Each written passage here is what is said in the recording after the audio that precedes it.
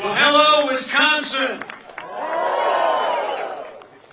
It is great to be with all of you on a beautiful American holiday. Secretary Gene Scalia, our great friend Senator Ron Johnson,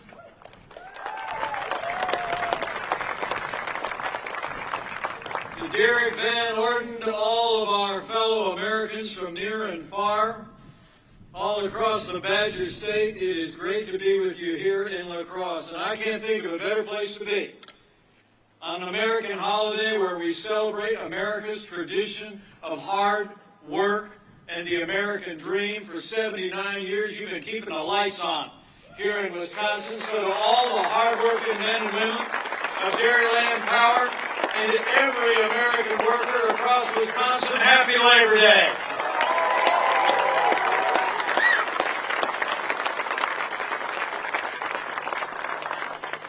And you can grab a seat if you've got one. You know, before I go any further, allow me to bring greetings from another friend of mine who loves the Badger State, who I think is the best friend American workers have ever had, sitting in the Oval Office at the White House. When I told him this morning that I was headed to La Crosse, I think he sounded just a little bit jealous. So allow me to bring greetings from a friend of this state and a friend of American workers. I bring greetings from the 45th President of the United States of America, President Donald Trump.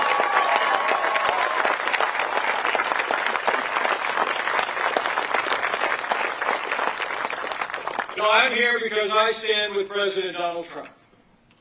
When this president stands up for faith and family and the American flag, I stand with President Donald Trump. When this president stands up to the radical left and their socialist agenda, I stand with President Donald Trump. And when this president stands up every day and fights for American workers and jobs, jobs, jobs, we stand with President Donald Trump.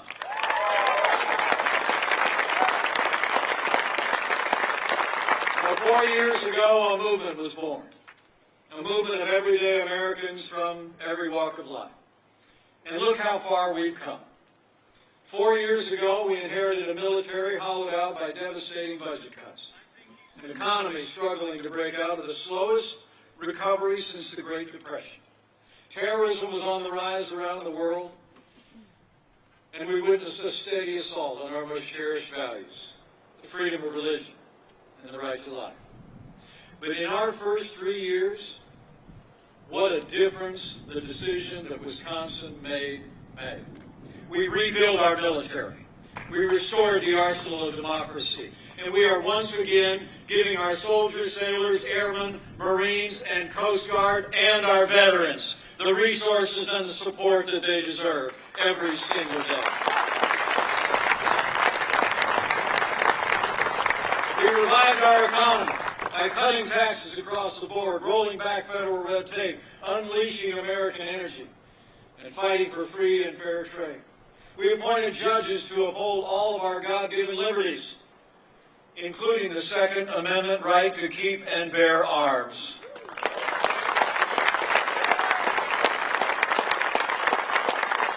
And I couldn't be more proud to be vice president to a president who has stood without apology for the sanctity of human life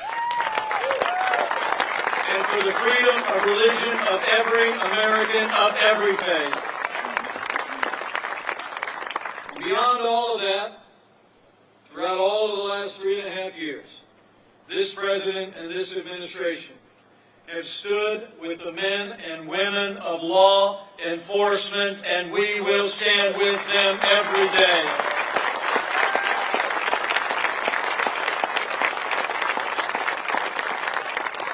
Now, President Trump and I know that the men and women who serve in law enforcement are the best of us.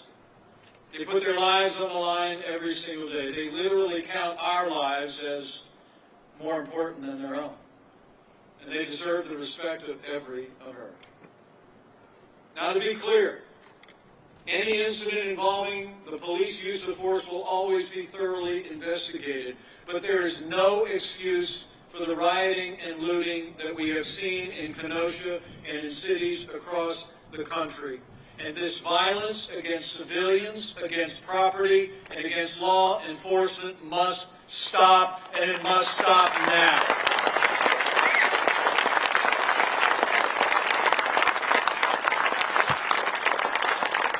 Now, President Trump and I will always support the right of Americans to peaceful protest. But rioting and looting is not peaceful protest. Burning businesses is not free speech. And those who do so will be prosecuted to the fullest extent of the law. That's why President Trump took action just a few days ago. We sent 200 federal law enforcement officers into Kenosha. Working with the National Guard and local law enforcement, we quelled the violence. Under this president, I promise you, we will have law and order in every city in this country for every American of every race and creed and color. So help us God.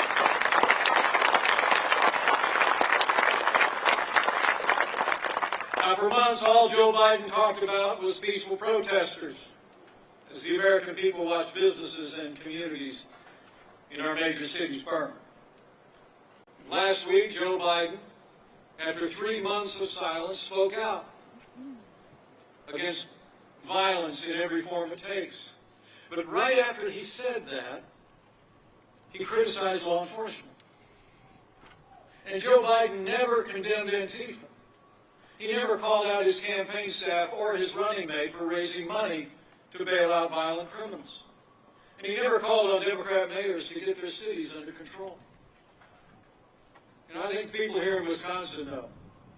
Joe Biden would double down on the policies that have literally led to violence in our major American cities.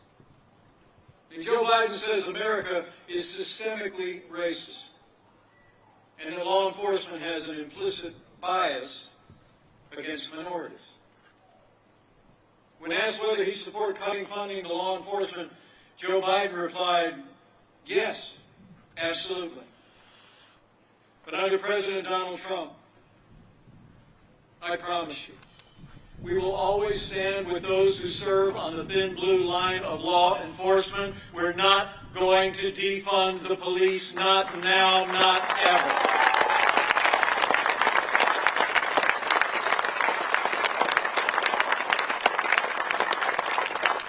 Now, President Trump and I know what you all in Wisconsin know.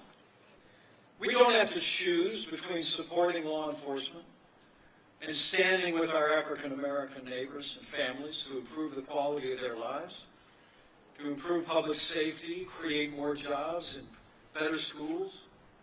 And from the first day of this administration, we've done both.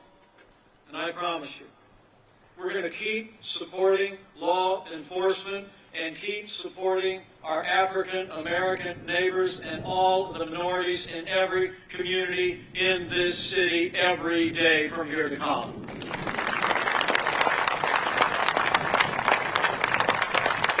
So in 3 short years, with the support of the people of Wisconsin, we rebuilt our military, we revived our economy, we stood for our liberties and for law and order. The result? I can tell you, having traveled to more than 30 countries as your vice president, America is respected in the world again. At home, our God-given liberties are more secure today. And in our first 3 years, there's only 3 ways you can describe those years. It was jobs, jobs, jobs, right here in Wisconsin and all across America.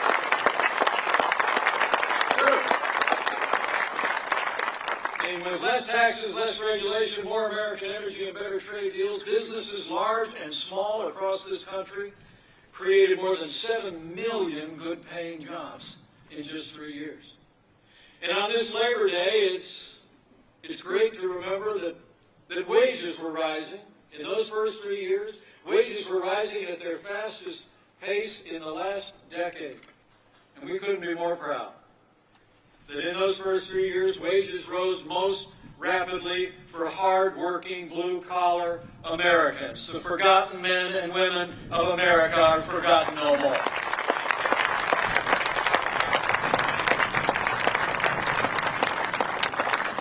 this president's policies, manufacturing has come roaring back.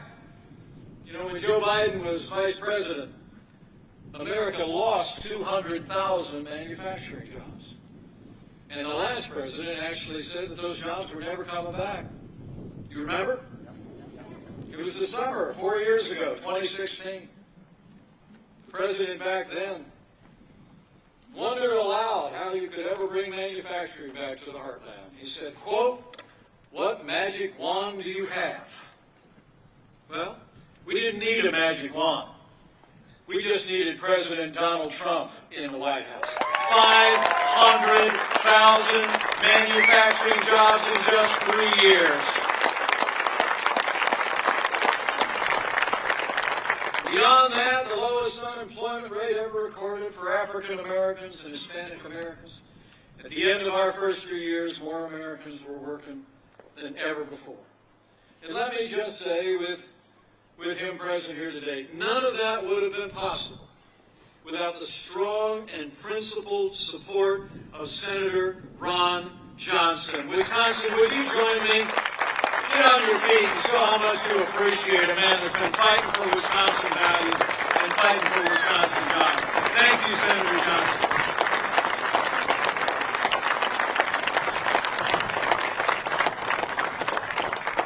With our strong allies in the Congress like your Senate, we created the greatest economy in the world in 3 short years. We made America great again.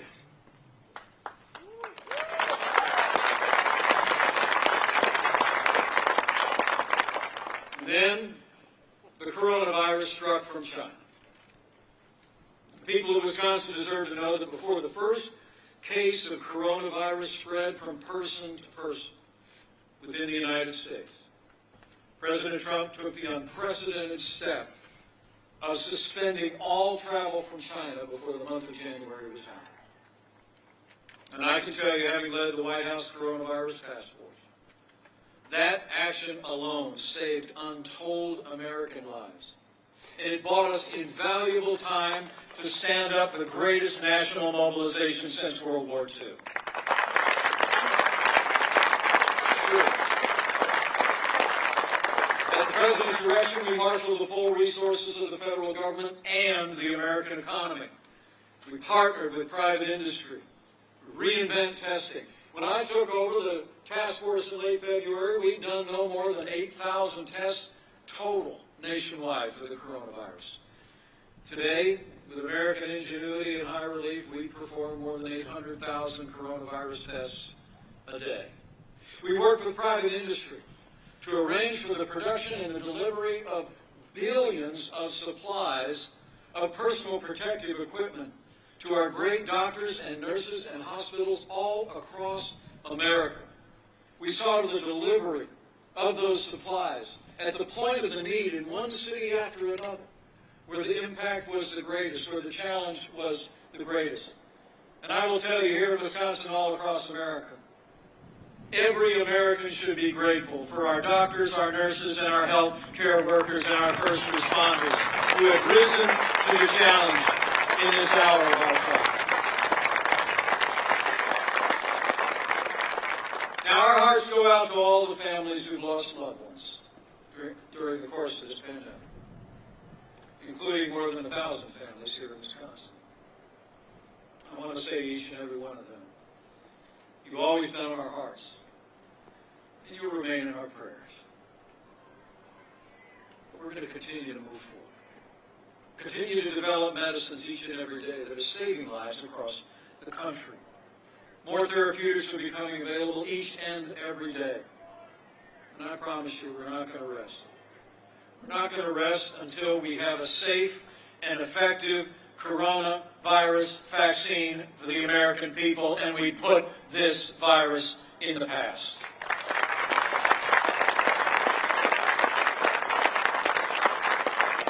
It's amazing to think with Operation Warp Speed, the President initiated a project where, believe it or not, we have several vaccines that are already in the final stages of clinical trials.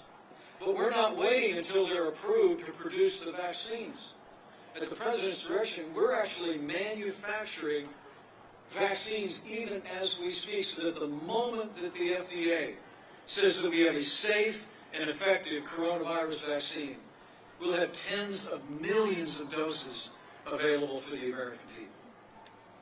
I have to tell you, Joe Biden said not long ago that no miracle is coming. But here in America, we're in the miracle business. And we're going to have a safe and effective vaccine for the coronavirus before the end of this year. So we're slowing the spread. We're protecting the vulnerable. And we're saving lives. Each of us has a role to play. But in the midst of this pandemic, our president also worked with leaders in both parties in Congress and with Senator Johnson in particular to secure support for American families and for American businesses. It's amazing to think we were able to secure nearly $4 trillion in support to American families and enterprises. And the Paycheck Protection Program alone is estimated to have saved some 50 million American jobs. But I promise you, Wisconsin, we're going to continue to put the health of America first. But because of the strong foundation that President Trump poured in those first 3 years, and because of the unprecedented aid that we secured for families and businesses after losing 22 million jobs at the height of this pandemic, we've already seen more than 10.6 Americans go back to work already. The American comeback has begun.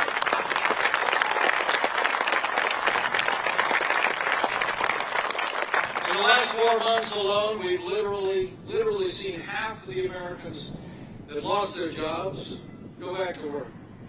And that includes 200,000 Americans right here in the state of Wisconsin. So we're opening up America again. And we're opening up America's schools.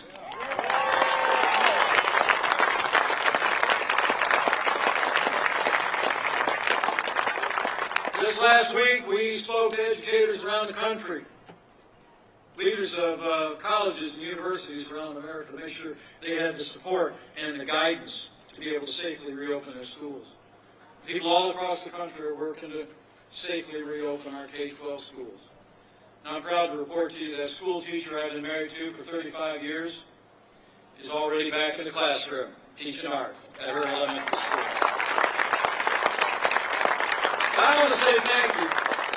I want to say thank you particularly to the Dairyland employees who leaned into this effort to get our schools back open. On the plane on the way here, I learned that a lot of you volunteered at an area school to build plexiglass barriers. You removed furniture to make our classrooms safe for our kids.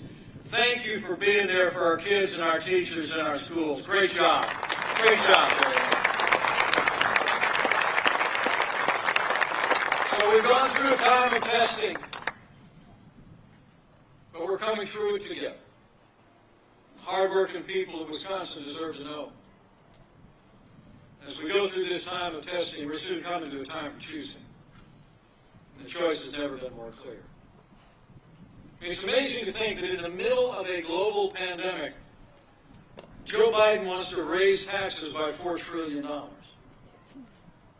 President Trump, for our part, not only cut taxes for working families and businesses large and small, but as we speak, we're letting the American people keep more of what they earn. And I promise you, we're going to keep fighting for tax relief for working Americans every day.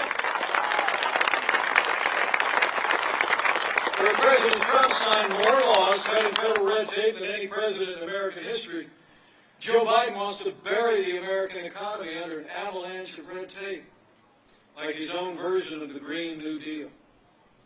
And here at Dairyland Power, you deserve to know that Joe Biden and the radical left want to crush American energy and American energy jobs.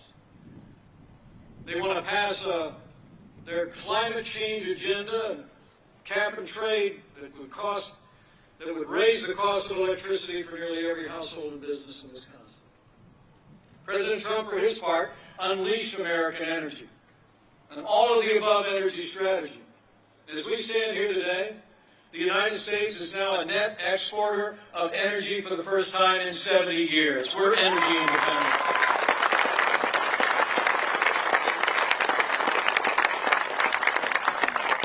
comes to free and fair trade here in the heartland, we all remember NAFTA.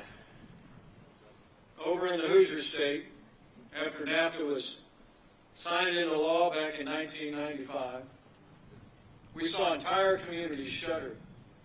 And literally in the years since, 60,000 factories closed across the United States, and many of those jobs moved south of the border and overseas. But I saw this president work to keep the promises he made to the people of Wisconsin. He said we could do better than NAFTA.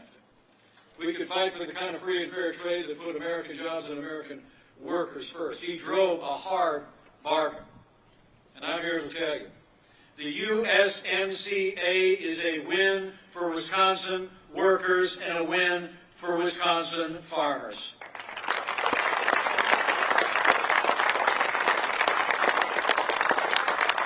Under the U.S.-Mexico-Canada agreement, now Canada is also ending its unfair treatment of our dairy farmers. So important here in Wisconsin. The USMCA is actually expected to increase our dairy exports by more than $300 million in the next year. That's a win for Wisconsin. The experts also tell us the USMCA overall will create about 600,000 new jobs just right out of the gate, including 50,000 manufacturing jobs. You know, I heard that Joe Biden's running mate is in Milwaukee today. But dairy farmers in Wisconsin deserve to know that Senator Kamala Harris is one of only 10 senators to vote against the USMCA. She said it didn't go far enough on climate change. And here at Dairyland Power, you deserve to know. Senator Harris put their radical environmental agenda ahead of Wisconsin dairy and ahead of Wisconsin power. But under President Donald Trump, we will always put Wisconsin farmers, Wisconsin businesses, and Wisconsin families first.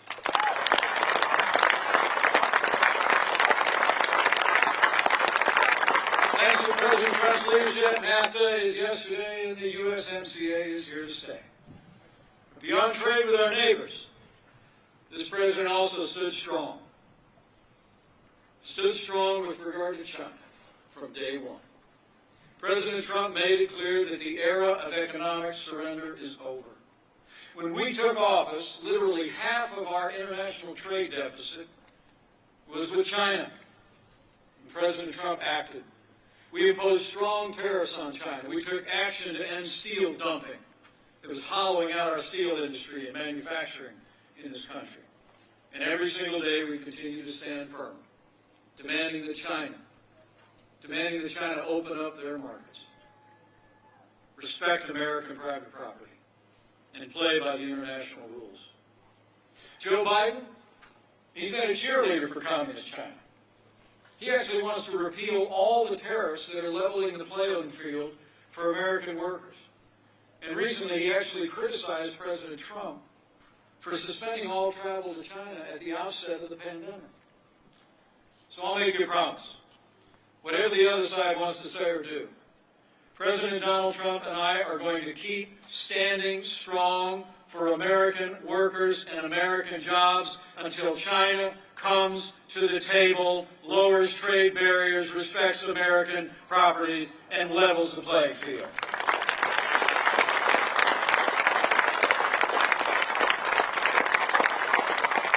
Because when the playing field is level, American workers can compete and win against any workers anywhere in the world.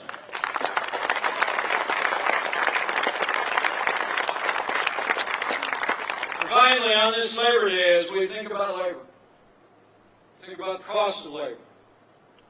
It's one of the reasons why President Trump has made record investments in border security.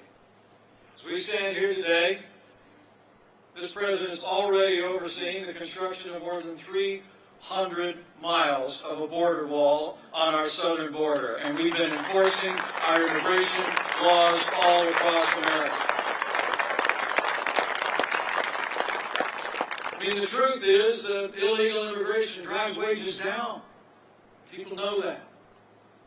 One of the reasons people in Wisconsin ought to be concerned, Joe Biden is for open borders, sanctuary cities. free health care for illegal immigrants that will continue to bring low-cost labor into our cities and our towns, undermining the wages of American workers. And in addition to enforcing our immigration laws and standing firm for the conviction that a nation without borders is not a nation, President Trump has also launched what we call the Pledge to America's Workers.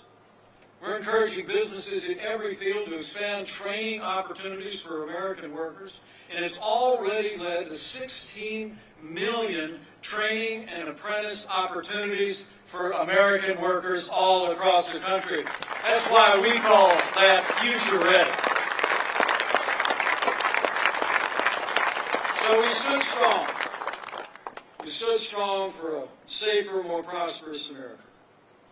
We stood firm to make sure that those that are meeting the needs of families that are challenged in the midst of this pandemic have the support and the resources, have the care that every one of us would want their family member to have. We stood up for our values and stood up for American families. And on this Labor Day, American workers can be confident you have a champion in President Donald Trump. President Donald Trump, I can tell you firsthand, having served with him every day over the last 3.5 years, he's the real deal. The man who says what he means what he says. Never backs down. And I can tell you, he's never stopped fighting for the working people of Wisconsin. But for all that we accomplished in those first 3 years, for all that we've done to see our nation through this time as America's begun to stand up again, go back to work and back to school, that's just what President Trump calls a good start. And I promise you that we're never going to stop fighting for working people all across Wisconsin and all across America.